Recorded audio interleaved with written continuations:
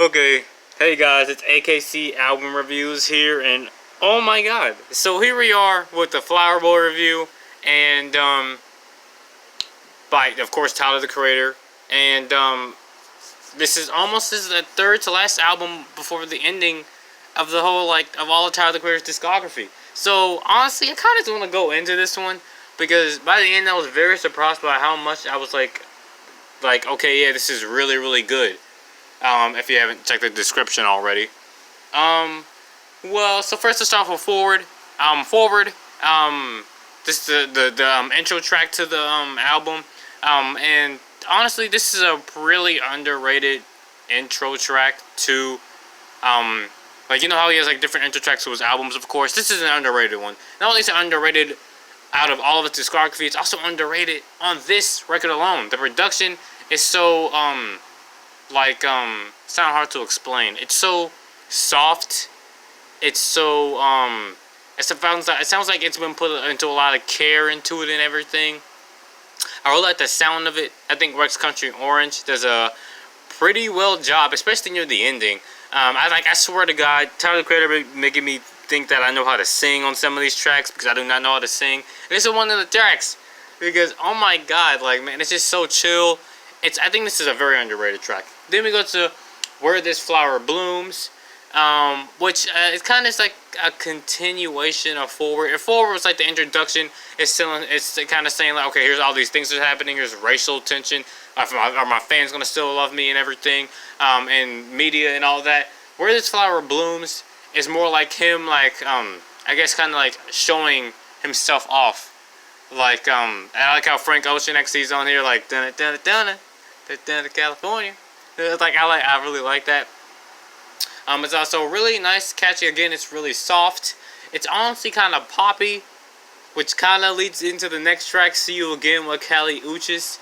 And this one is like a pop rap track. It's pop rap. It's straight up pop rap. He goes straight up pop rap on here. This is one of his most famous songs.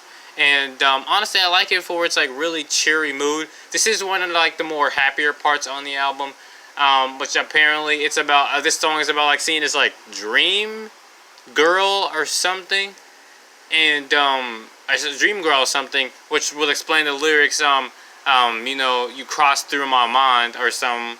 Kind of forgot the lyrics somehow. But honestly, I think it's pretty cool. I wouldn't say it's underrated, but I do definitely think that it doesn't get its production props, because I do like the production. Who Dat Boy? This is a trap banger. This is a trap banger, in fact. And the fact that I love the synths. I love the grimy, not grimy.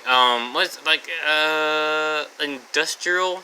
Do not get mad at me. I know that's not the right word, but it's kind of hard to explain. You know what I'm talking about, right? Boom boom boom. It's not industrial, but it's something. But you know what I mean. I really like that. I also like A$AP Rocky's verse, especially his last verse. I didn't notice how good it was until this listen. Of course, I listened to the song so many times, but you don't notice how good something is until you really listen to it, and you're like, wow, he snapped on that last verse. That was nice. Then we go over to Pothole, which actually talks more about Tyler, which he's Tyler talking more about other stuff that's bothering him. For example, his relationship with Clancy. His mom saying, "Hey, make sure you stay with that Clancy dude. He's gonna be very important to your career," or something like that.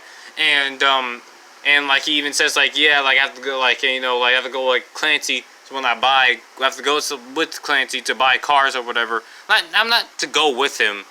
He's not going with him to buy cars, but more basically what he's trying to say, people can't trust him because he's black, and he's well, how do you have this money and everything. Basically stereotype stuff. We also have stuff about snakes and everything. Snakes slithering through, but he'll walk and he'll try to get through his career. We also have a Jaden feature on here. He just does the chorus. And I'm actually really like the chorus. He does a good job. There's also this dude saying "hey" near the end of the song, which kind of does this metronome effect, where every single time the beat ends, he goes "hey," hey, dun dun dun dun dun dun, hey, dun dun dun. Like, you know, also I'm gonna like quick thing. I also really like how the synths are used for the first half of the album. I do not know what, but like Tyler has always had creative sounding synths, and here I feel like he uses them to like their full effect. Like they all sound good, they all sound unique, and they don't really sound like they're run into the ground. Next we have Garden Shed, probably his most controversial track on here. You know, the one about him being gay or whatever. Honestly, I don't really care much for the rapping. I do think it's nice. I do think Estelle does an amazing job on here. I love her performance on here. It's nice. It's like dreamy. It's kind of psychedelic. Again, I really love. There's like kind of like an orchestral feel to it. And honestly, it's just like really good. Honestly, I feel like it does get kind of overshadowed over the meaning of the song, even though if the production is like really good. Next we have Boredom, and at first I didn't like this. I thought it was, you know, boring, but like now I find myself like really liking it and like singing along to it. It's a I love the orchestral feel to it. I love the different instruments and the different sections of it. It's like if progressive rock was hip hop, so it's progressive hip hop, except it's not rock, and it's a little bit more orchestral.